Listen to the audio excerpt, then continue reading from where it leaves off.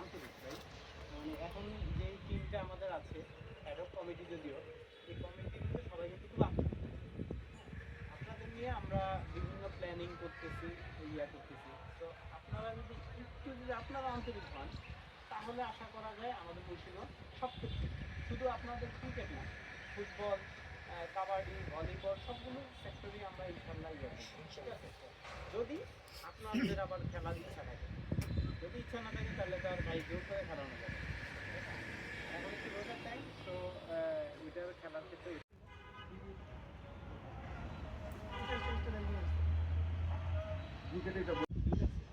আপনারা যদি ভালো করতে পারেন, যেমন যারা একটু জুনিয়র আছে, আপনারা হচ্ছে যে করবেন ভালোভাবে করে ইউনিভার্সিটি করে দেবেন। আপনি কিন্তু খেলোয়াড় হিসেবে ঢুকবেন, স্পোর্টস কোটা। হ্যাঁ, স্পোর্টস কোটা। রাফি, হ্যাঁ রাফি, আপনি তো ধরেন ভাই, আপনি ধরেন, ধরেন এরপর আপনারা দিয়ে দিন ভাই।